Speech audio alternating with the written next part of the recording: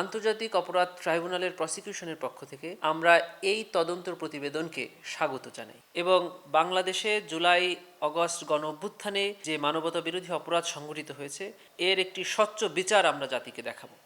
আন্তর্জাতিক ভাবে আমরা যে কথাটা সবসময় বলে থাকি সেটা হলো মানবাধিকার লঙ্ঘন। জাতিসংঘের আজকের এই প্রতিবেদনে ওনারা যেটা প্রধানভাবে বলেছেন সেটা হলো সাবেক প্রধানমন্ত্রী শেখ হাসিনা এবং তার তৎকালীন মন্ত্রী পরিষদের প্রভাবশালী কতিপয় সদস্য, আইন শৃঙ্খলা বাহিনীর কতিপয় ঊর্ধ্বতন কর্মকর্তার সরাসরি নির্দেশে পরিকল্পনায় এদেশে আইন শৃঙ্খলা বাহিনী এবং তৎকালীন রাজনৈতিক ক্ষমতাসীন দল আওয়ামী লীগ এবং তার অঙ্গ সংগঠনের নেতাকর্মী কর্তৃক এদেশে মানবাধিকার লঙ্ঘন হয়েছে এবং সেই মানবাধিকার লঙ্ঘন হয়েছে। এই ঘটনায় 1400 এর অধিক ছাত্র জনতা নিহত হয়েছে, হাজার হাজার আহত হয়েছেন, তার মধ্যে প্রায় 1.5 শতাধিক শিশু নিহত হওয়ার ঘটনা জাতিসংঘের তদন্তে বেরিয়ে এসেছে। আরও একটি অন্যতম ঘটনা ওনারা বলেছেন যে এই জুলাই পহেলা জুলাই থেকে 5 অগস্ট পর্যন্ত এদেশে যে মানবতা বিরোধী অপরাধ সংঘটিত হয়েছে সেটিকে তারা টার্গেট কিলিং বলছে। তার মানে একটি সাধারণ আইন থেকে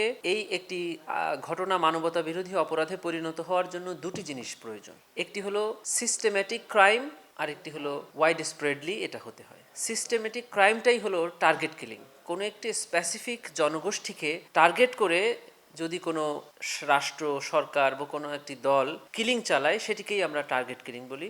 জাতিসংঘ রিপোর্টে সেটা আসছে এবং ওনারা এই রিপোর্টকে কতটাই গুরুত্ব দিয়েছে দেখেন যে আজকে তারা জেনেভাতে প্রেস কনফারেন্স করে এই রিপোর্টটাকে তুলে ধরেছেন সারা পৃথিবীর কাছে এবং ওনারা সাংবাদিকদের সামনে সেটা তুলে ধরেছেন এবং সাংবাদিকদের প্রত্যেকটা প্রশ্নের যথাযথ অ্যান্সার দিচ্ছেন যে কিভাবে তারা এই রিপোর্টটি করেছেন। তারা বাংলাদেশের প্রতিনিধি দল পাঠিয়েছেন, আহত নিহতদের পরিবার এবং যারা সচক্ষে ঘটনা দেখেছেন তাদের শত শত আইউইটনেসদের কাছ থেকে ওনারা জবানবন্দি গ্রহণ করেছেন।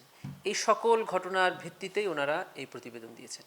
এটি কোনো সাধারণ ঘটনা নয়। এই ঘটনা বা এই ধরনের প্রতিবেদনের ব্যাপারে প্রশ্ন তোলারও কোনো সুযোগ নেই। আন্তর্জাতিক অপরাধ ট্রাইব্যুনালের প্রসিকিউশনের পক্ষ থেকে আমরা এই তদন্ত প্রতিবেদনকে স্বাগত জানাই, জাতিসংঘের এই উদ্যোগকে স্বাগত জানাই এবং আন্তর্জাতিক অপরাধ ট্রাইব্যুনালে আমরা যে ন্যায় বিচারের প্রত্যয় ঘোষণা করেছি এই প্রত্যয় ঘোষণা এবং এই ন্যায় বিচার কার্যকর ক্ষেত্রে জাতিসংঘের এই রিপোর্ট আরও অগ্রণী ভূমিকা পালন করবে। আমাদের আইনের ব্যাপারে আপনারা জানেন যে আমরা দেশীয় এবং আন্তর্জাতিক যে কোনো তদন্ত রিপোর্ট অথবা যে কোনো রিপোর্টকেই আমরা এভিডেন্স হিসাবে গ্রহণ করে আদালতে উপস্থাপন করার আইনি এখতিয়ার আমাদের আছে। আমরা এটিকে ভালোভাবে পর্যালোচনা করব এবং আমরা যদি মনে করি যে এই রিপোর্ট আমাদের আইনে এবং বিচারের ক্ষেত্রে কার্যকর হবে আমরা এটিকেও ট্রাইব্যুনালে উপস্থাপন করব।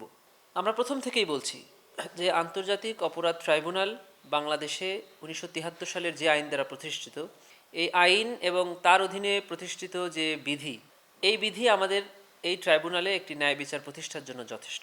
ইতোপূর্বে আমরা এই ট্রাইব্যুনালের যে অবিচারের কথা শুনেছি বা দেখেছি সেটি এই আইন বা বিধির কারণে নয়, সেটি হয়েছিল এই আইন বা বিধি কাদের মাধ্যমে ব্যবহৃত হচ্ছে তাদের কারণে। আমরা জাতিকে আশ্বস্ত করেছি এবং আবারও করছি যে আন্তর্জাতিক অপরাধ ট্রাইব্যুনালের বর্তমানে যে ট্রাইব্যুনাল টিম এবং প্রসিকিউশন টিম গঠিত আছে এবং তদন্ত সংস্থা আছে, এই টিমের মাধ্যমে সারা পৃথিবী একটি ন্যায় বিচার দেখবে এবং বাংলাদেশে জুলাই অগস্ট গণ অভ্যুত্থানে যে মানবতা বিরোধী অপরাধ সংঘটিত হয়েছে এর একটি স্বচ্ছ বিচার আমরা জাতিকে দেখাবো।